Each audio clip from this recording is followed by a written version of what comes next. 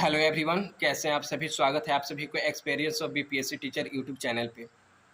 मैं आज आप सभी को इस वीडियो के माध्यम से बीपीएससी टीआरई 4 के रिगार्डिंग कुछ इन्फॉर्मेशन देने वाला हूं कि आप लोग कुछ समय पहले ही बीपीएससी टीआरई 4 के रिगार्डिंग जो न्यूज़ सुनने थे अन्य सोशल मीडिया प्लेटफॉर्म के माध्यम से, जैसे न्यूज़पेपर हो गया या तो फिर बीजेपी जो भारतीय जनता दल पार्टी है उसके ट्विटर हैंडल अकाउंट पे भी जो एक ट्वीट आया था सामने कि बीपीएससी टीआरई 4 की नोटिफिकेशन जितना जल्द से जल्द दे करके इसका एग्ज़ाम फाइनली 10 अगस्त से पहले कंडक्ट करवा लिया जाएगा।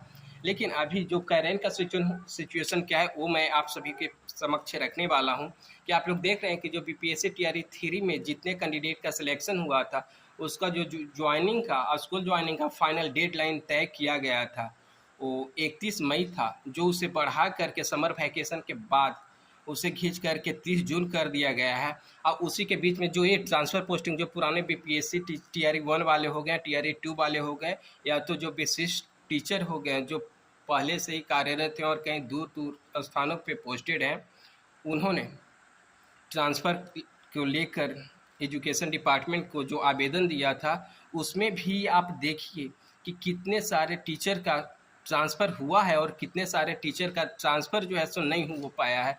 तो आप एक बात समझिए, जो टीचर आवेदन दिए हैं अगर सीट खाली होता तो ज़रूर से ज़रूर उन सभी का ट्रांसफ़र हो पाता।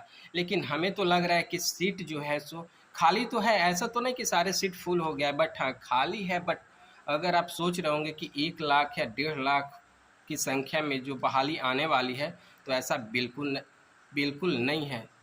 अगर मेरी बात पे अभी आप लोगों को ट्रस्ट नहीं हो रहा है तो बस चुनाव तक आप लोग वेट कीजिए। नोटिफिकेशन तो आएगी ही, लेकिन हाँ लाख 1.5 लाख ऐसे नहीं आने वाला है, 50,000 60,000 इसी के अप्रॉक्स मतलब, लेकिन आएगी ही। क्योंकि देखिए चुनाव का समय है, इतना जो बहाली सरकार ने दी है अगर चुनाव के समय में नहीं देती है तो इसका कोई फिर महत्व नहीं रह जाता है, ठीक है ना। क्योंकि सत्ता में आने के लिए सरकार तो बहाली तो उसे देना बहुत ज़रूरी है। तो आप लोग मन लगाकर तैयारी करते रहो।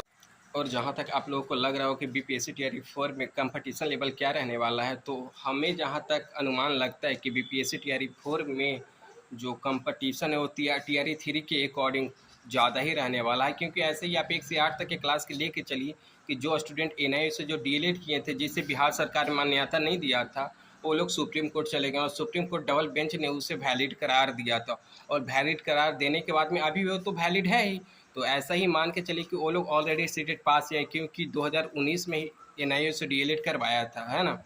तो वो लोग तो ऑलरेडी पार्टिसिपेट करेंगे ही, है ना। तो उसी को ध्यान में रख के हमें लगता है कंपटीशन लेवल बीपीएससी टीआरई 3 के अकॉर्डिंग कुछ तो ज़्यादा रहेगा, है ना। बट ऐसा नहीं मान के चले कि बहुत ज़्यादा हाई रहेगा, क्योंकि ये पढ़ाई करना कोई फिजिकल वर्क तो होता नहीं है कि आप जितना ज़्यादा से ज़्यादा हार्ड मेहनत करेंगे उतना ज़्यादा से ज़्यादा आप वर्क को फिनिश्ड कर पाएंगे, है ना। ये एक मेंटली वर्क होता है, मेंटली वर्क और फिजिकल वर्क में आसमान ज़मीन का अंतर होता है। तो मान के चलिए कि ज़्यादा तो नहीं, बट हाँ थोड़ा तो हाई रहने वाला है टीआरई 3 के कंपेरिजन में टीआरई 4 में कंपटीशन। सो आप लोग से मेरा रिक्वेस्ट है कि इस बात को ध्यान में